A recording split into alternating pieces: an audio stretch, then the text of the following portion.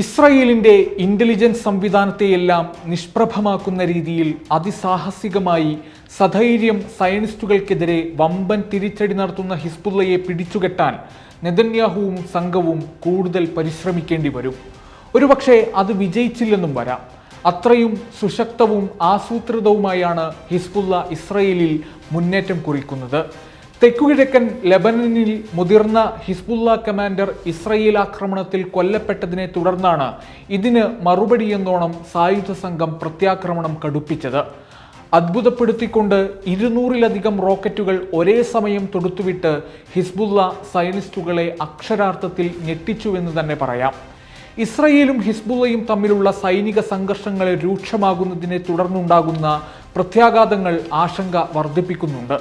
ഇരു കൂട്ടരും യുദ്ധത്തിന് സുസജ്ജരാണെന്ന് നേരത്തെ വ്യക്തമാക്കിയതുമാണ്. 215 റോക്കറ്റുകളിൽ ചിലത് തടയപ്പെട്ടതായും മറ്റുള്ളവ തീപിടുത്തത്തിന് കാരണമായതായും ഇസ്രായേൽ സൈന്യം വിശദമാക്കുന്നുണ്ടെങ്കിലും അത് എത്രത്തോളം വിശ്വാസയോഗ്യമാണെന്ന് പറയാൻ കഴിയില്ല. ആളപായത്തെ സംബന്ധിച്ചുള്ള റിപ്പോർട്ടുകളൊന്നും ഇതുവരെ പുറത്തു വന്നിട്ടുമില്ല. സായുധ സംഘത്തിന്റെ 2 സൈനിക താവളങ്ങൾക്ക് നേരെ മിസൈലുകളും റോക്കറ്റുകളും തൊടുത്തുവിട്ട ഇസ്രായേൽ ഹിസ്ബുള്ളയുടെ മുതിർന്ന സൈനിക കമാൻഡർ തലേബ് സാമി അബ്ദുള്ളയെ കൊലപ്പെടുത്തുകയായിരുന്നു. ഇതിന് മറുപടിയായി ഇസ്രായേലിനെതിരെ ആക്രമണം 10 മടങ്ങ് ശക്തമാക്കുമെന്നാണ് ഹിസ്ബുള്ള വിശദമാക്കിയത്. ചൊവ്വാഴ്ച വൈകിട്ട് ഇസ്രായേൽ നടത്തിയ വ്യോമാക്രമണത്തിൽ തങ്ങളുടെ മറ്റു 3 പോരാളികൾ കൊല്ലപ്പെട്ടതായും സായുധ സംഘം സ്ഥിരീകരിക്കുന്നുണ്ട്. ഇസ്രായേലിന്റെ ഗസ വംശഹത്യയെ തുടർന്നുള്ള പിരിമുറുക്കങ്ങൾ രൂക്ഷമാകുന്നതിനിടയിൽ തന്നെ സൈനിക ഏറ്റുമുട്ടൽ വിപുലീകരിക്കാൻ ഇസ്രായേലും ഹിസ്ബുള്ളയും സന്നദ്ധത പ്രകടിപ്പിച്ചത് സ്ഥിതിഗതികൾ ഗുരുതരമാക്കി. കരയിലെ പോരാട്ടം ഇതുവരെ അതിർത്തിയിലെ ഏറ്റുമുട്ടലിൽ ഒതുങ്ങി നിൽക്കുന്നതായിരുന്നു. എന്നാൽ ഇസ്രായേലിന്റെ വ്യോമ പ്രതിരോധ രംഗത്തുള്ള മേധാവിത്വത്തെ വെല്ലുവിളിക്കാനാണ് ഹിസ്ബുള്ള ശ്രമിക്കുന്നത്.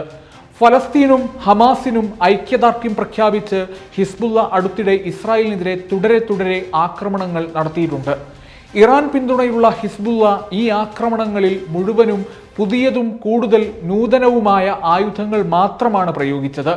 ഇത് ഇസ്രായേലിന്റെ കണക്കുകൂട്ടൽ മുഴുവനും തെറ്റിച്ചു. അതേസമയം യുദ്ധവിമാനങ്ങളുടെ സഹായത്തോടെ ലെബനനിലുടനീളം ബോംബ് വർഷിപ്പിച്ചായിരുന്നു ഇസ്രായേലിന്റെ ആക്രമണം. ഗസയിൽ വെടിനിർത്തൽ ഉണ്ടായാൽ മാത്രമേ ആക്രമണം അവസാനിപ്പിക്കൂവെന്നാണ് ഹിസ്ബുള്ള പറയുന്നത്. സയനിസ്റ്റുകൾക്കെതിരെ ഹിസ്ബുള്ള നടത്തിയത് ഏറ്റവും വലിയ പോരാട്ടമാണെന്ന് ടൈംസ് ഓഫ് ഇസ്രായേൽ ഉൾപ്പെടെയുള്ള ഇസ്രായേൽ ഭരണകൂട മാധ്യമങ്ങൾ റിപ്പോർട്ട് ചെയ്യുന്നു. വടക്കൻ മേഖലയിൽ വൻതോതിലുള്ള റോക്കറ്റുകൾ തൊടുത്തുവിട്ടതായി ലെബനൻ അൽ മയാദിന്റെ ലേഖകനും റിപ്പോർട്ട് ചെയ്തു. വടക്കൻ ഇസ്രായേലിലെ കുടിയേറ്റ കമ്മ്യൂണിറ്റികളിൽ സൈറണുകളുടെ അധിക റൗണ്ടുകൾ സജീവമാക്കിയതായും ഇസ്രായേലി മാധ്യമങ്ങൾ ചൂണ്ടിക്കാണിക്കുന്നു. അപ്പർ അൽ ജലീലിലെ മൗണ്ട് മെറോൺ മേഖലയിൽ ജാഗ്രതാ നിർദ്ദേശം നൽകിയിട്ടുണ്ട്. ഹിസ്ബുള്ളയുടെ മുതിർന്ന കമാൻഡർ ഇസ്രായേൽ ആക്രമണത്തിൽ രക്തസാക്ഷിയായതിനു ശേഷമാണ് സായുധ സംഘം പ്രത്യാക്രമണം 10 മടങ്ങ് ശക്തമാക്കിയത്. ഞങ്ങളുടെ ആക്രമണങ്ങളുടെ തീവ്രതയും ശക്തിയും അളവും ഗുണനിലവാരവും ഞങ്ങൾ വർദ്ധിപ്പിക്കും. ഇസ്രായേൽ ആക്രമണത്തിൽ വീരമൃത്യു വരിച്ച കമാൻഡർ തലേബ് സമി അബ്ദുള്ളയുടെ ശവസംസ്കാര ചടങ്ങിൽ സംസാരിക്കവേ ഹിസ്ബുള്ള ഉദ്യോഗസ്ഥൻ ഹാഷിം സഫീദ്ദീൻ പറഞ്ഞത് ഇപ്രകാരമാണ്: കഴിഞ്ഞ ദിവസം ലെബനന് മുകളിലൂടെ പറന്ന ഇസ്രായേൽ നിർമ്മിത ഹെർമിസ് 900 ആക്രമണ ഡ്രോൺ ഭൂതല മിസൈൽ ഉപയോഗിച്ച് തകർക്കുന്നതിന്റെ ദൃശ്യങ്ങൾ ഹിസ്ബുള്ള പുറത്തുവിട്ടിരുന്നു.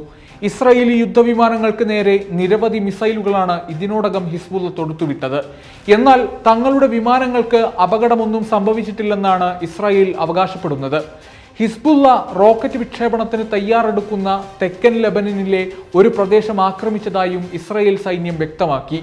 സായുധ സംഘം 15 റോക്കറ്റുകൾ വിക്ഷേപിച്ചുവെന്നും അതിൽ ചിലത് തുറസായ സ്ഥലങ്ങളിൽ ഇറങ്ങിയതിനാൽ ചിലത് തടഞ്ഞെന്നും IDF പറയുന്നു. ഗസയിൽ വെടിനിർത്തലിനും ബന്ദികളെ മോചിപ്പിക്കുന്നതിനുമുള്ള കരാർ സാധ്യമാക്കാൻ മധ്യസ്ഥർ ശ്രമിക്കുന്നുവെന്ന് US state secretary Antony Blinken വ്യക്തമാക്കിയതിന് പിന്നാലെയാണ് ഇസ്രായേലിന്റെ വടക്കൻ അതിർത്തിയിൽ സമ്മർദ്ദം രൂക്ഷമായത്. US പിന്തുണയുള്ള വെടിനിർത്തൽ നിർദ്ദേശത്തിൽ ഹമാസ് നിരവധി മാറ്റങ്ങൾ അഭ്യർത്ഥിച്ചിട്ടുണ്ട്. അവയിൽ ചിലത് പ്രാവർത്തികമാക്കാനാവുന്നതാണെന്നും ചിലത് സാധ്യമല്ലെന്നും ബ്ലിങ്കൻ തന്നെ പറയുന്നു. സ്ഥിരമായ വെടിനിർത്തൽ ഉറപ്പുവരുത്താനും ഗസയിൽ നിന്ന് ഇസ്രായേൽ സൈന്യത്തെ പൂർണ്ണമായി പിൻവലിക്കാനുമാണ് തങ്ങളുടെ ഭേദഗതികൾ ലക്ഷ്യമിടുന്നതെന്ന് ഹമാസ് വിശദമാക്കുന്നുണ്ട്. US പ്രസിഡന്റ് ജോ ബൈഡൻ പ്രഖ്യാപിച്ച വെടിനിർത്തൽ നിർദ്ദേശത്തിൽ ആ വ്യവസ്ഥകൾ ഉൾപ്പെടുന്നുവെന്നാണ് അസോസിയേറ്റഡ് പ്രസ് റിപ്പോർട്ട് ചെയ്യുന്നത്.